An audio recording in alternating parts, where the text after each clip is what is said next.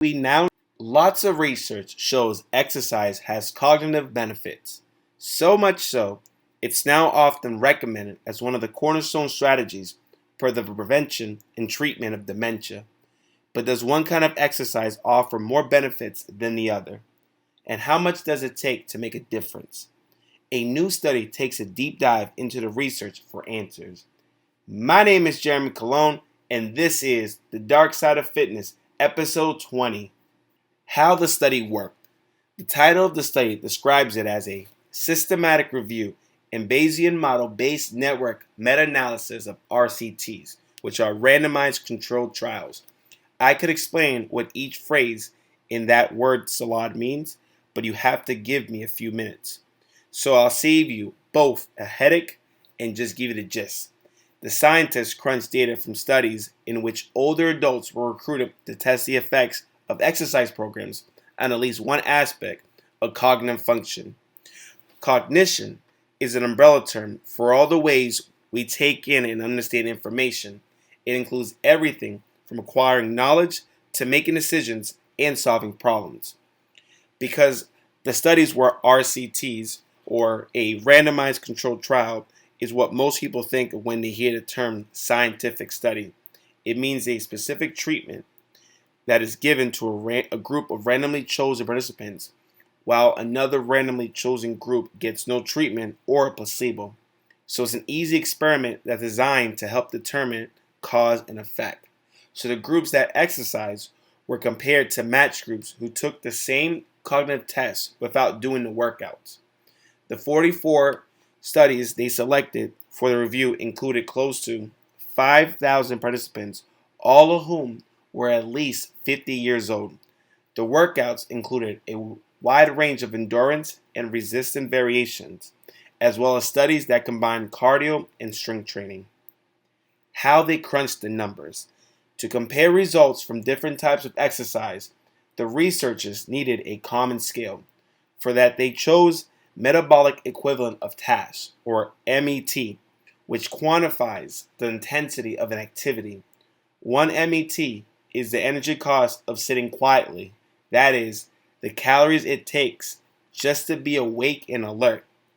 The energy cost of activities goes up from there, from moderate effort, sex 1.8 METs, to a brisk walk 4.5 METs, to a metabolic conditioning circuit 8 METs, to a competitive soccer match 10 METs. When you multiply METs by the time spent doing each week, you get MET minutes per week. So if you walk briskly for 120 minutes a week, that'd be about 540 MET minutes, about 4.3 MET times 120 minutes. This approach allowed the researchers to calculate the dose-response relationship between exercise volume and intensity, regardless of type and cognitive performance. What the study found. Let's start with the study's biggest finding, combining data for all types of training. The amount of exercise needed to achieve a clinically meaningful improvement in cognitive functions is 724 MET minutes per week. If you assume an average of 4 METs for a client's physical activity, they could reach that total in about 180 minutes or 3 hours per week. But if they do more intense training, a higher MET level, they could see the same benefits in less time. Now, let's get to the most interesting part. Have a look at the chart above. The researchers converted the MET minutes per week into real exercise time and calculated the minimum and optimal amount in terms of cognitive health for several categories of exercise. As you can see, the type of exercise can make a difference, and mix of cardio and strength training may be the most effective. Plus, it doesn't always take a lot of physical activity to see significant benefits to cognitive health. Here are some coaching takeaways. Number 1, some exercise is better than none. The authors of the study found no minimal threshold for the beneficial effect of exercise on cognition. Remember, the numbers that were shared above are based on what the researchers refer to as clinically relevant changes in cognition, but the benefits essentially started with the first step, or rep.